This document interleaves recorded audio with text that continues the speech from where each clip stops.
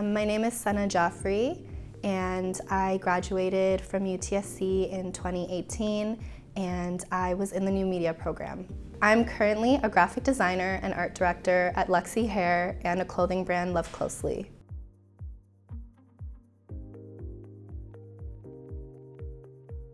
If I were to describe my undergraduate journey at UTSC, I would definitely say challenging and a little turbulent. So I started my journey at UTSC as a political science student, and I thought that that was the path for me. But after being in actually my third year, I realized that I wasn't at all happy, and it was reflecting on my day-to-day life as well as on my grades. And this was a very challenging time for me because I was very close to my last year and it posed a threat to graduating on time.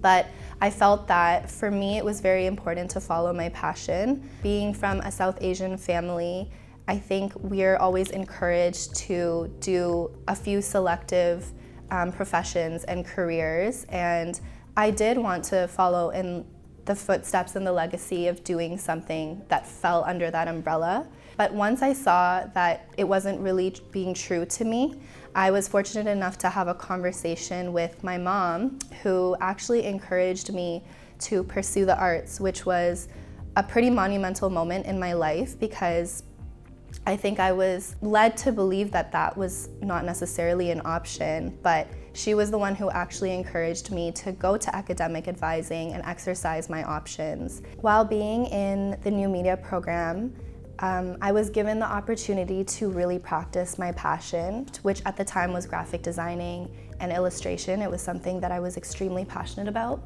So I would sit in between lectures and open up Photoshop and start designing things and posting it on my social media. And from there, I started having local businesses and friends and family reach out to start freelancing. And I think at that point, it started to become very real to me. I think it instilled confidence and validated the route that I was taking. I was also able to practice this on an academic level when I did an internship with the new media program. I still remember till this day, my professor matched me with a makeup artist because I'm into beauty and makeup and lifestyle. And I was able to work with my partners in the group to develop a website, a logo, a social media, and a brand for this particular makeup artist. And we eventually went on to see them actually use our work.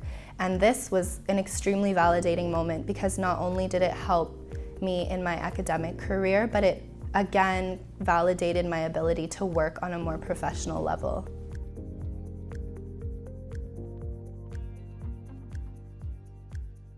So I think as a freelancer, a common issue is finding the right balance of what to charge and what to ask for in terms of compensation. Especially as a student, when you're starting out, it feels almost wrong asking people for a certain amount of money, and this plays into a number of factors. Some of it has to do with imposter syndrome, in which you feel like you may not necessarily deserve to be in the position. Some of it may also be a cultural nuance where you're kind of taught not to ask for much. So I did struggle a lot as a student in freelance, and I do recall doing a lot of stuff for free because I just didn't know how to communicate. I think one of the most valuable customers that I had was my first freelance client, who was a hairdresser. She was actually the first person that reached out to me, so I would say she's the reason why I started my freelance business to begin with. And instead of paying me, she actually did my hair for free as a form of compensation. But at the time, being like 20 years old and not having money to do your hair, that was fair compensation. So my advice would be empathetic to your clients in the beginning and like try to get a gauge of what people can afford, but also don't cut yourself short and know your worth. I do think that the lesson and the journey of compensation as a freelancer is an ongoing learning experience.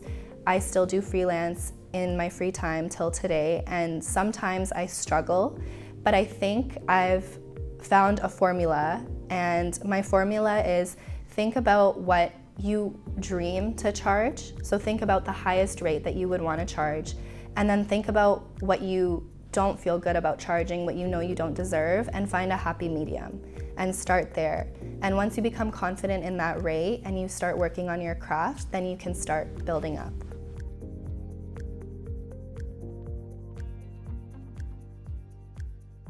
One of my most important portfolio pieces was actually a project that I got to work on here at UTSC. I was approached by a friend who was running a party for the SESU student elections, and she reached out to me and asked me if we could meet and discuss designing and branding her entire student party campaign. And I remember initially thinking, am I the right person for this job? And being nervous, I think for several reasons, which included imposter syndrome and feeling like there may be a better person for the job, but also breaking out of that shell that I had kind of kept myself in for most of my university career. I eventually got the courage to put myself out there and dive in and design this campaign. And it ended up being probably one of the most exciting projects that I've worked on to date. For a number of reasons, I think it helped me with my confidence and my ability to collaborate with a large body of people. I was actually able to collaborate with each student on the party representing each elective on campus, and was able to design a poster that was true to them. It was also very important for me, which I learned later on, to work on this campaign and champion this campaign, because the student body campaign was consisting of almost 100% people of color. And that was something that was really important for me, because I wanted to be part of something that took up space in an institution where we may not see that happen as prevalently. Although I, was the hands and the technical skill behind it, it was truly a group effort where everyone's passion went into the project. And I remember waking up and going to school the day that the elections were happening, and all the posters were plastered over the school. And it was just such a fulfilling feeling to see my peers and my friends, on a wall, standing up for things that they're passionate about, and seeing my passion brought to life within the posters. It was always fun walking past Tim Hortons and hearing people chattering about how cool the posters look, and people wanting to vote because of the look of the posters, which is great.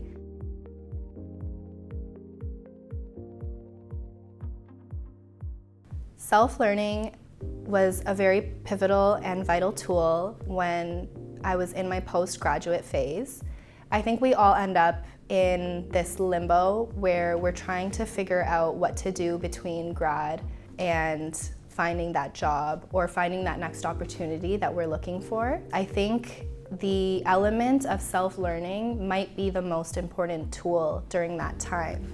And I say this because while you are done your academic journey, you aren't done learning. I think this is an opportunity to use those learning tools that you learned in university and now bring them forth in the real world.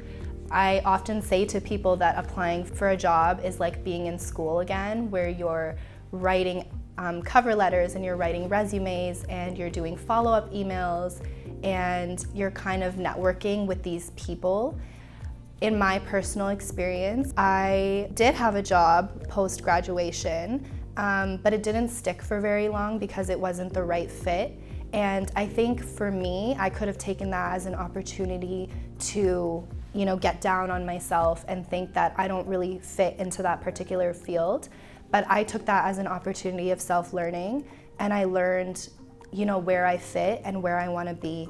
And I think post-grad, these experiences and these opportunities that come and go are those elements and opportunities to have a lot of self-learning. Following that job, I basically went freelance full-time. I was working with an e-commerce store, building their brand, as well as any freelance opportunity that made its way to me. And during that time, I spent a lot of time with people that I wanted to work with or people that I wanted similar careers as, and I just talked to them and I just acquired new information. And I will say that acquiring that new information was the reason that I got my next, big job post-graduation. So I really think that being open and letting go of that element of knowing it all and accepting the fact that you might just not know it all is a really important tool in your self-growth.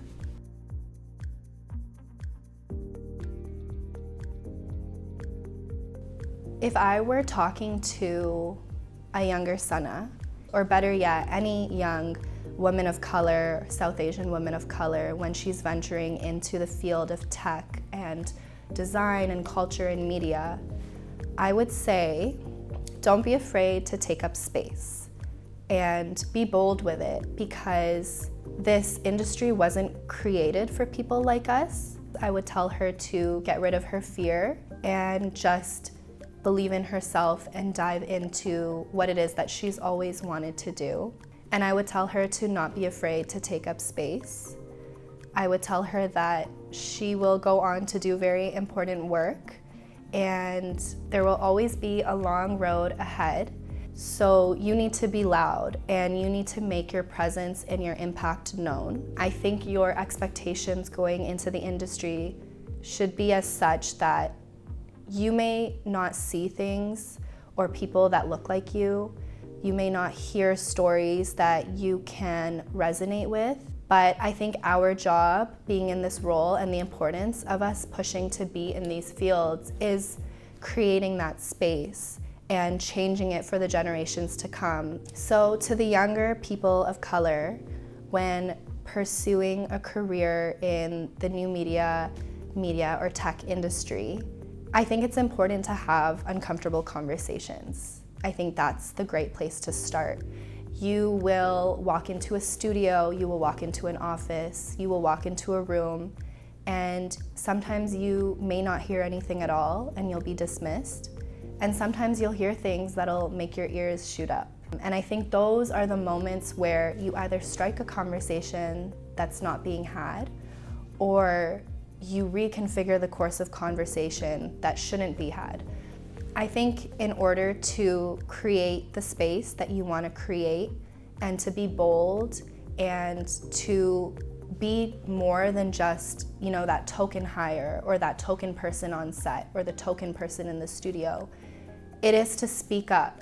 Once you open up the door to those conversations and you start getting those conversations going and you start getting people to think critically, then you start thinking about your community. Do I know someone that can fit in this studio or on this set that looks like me or talks like me or has the same background as me that could benefit but not only help out this production or this moment?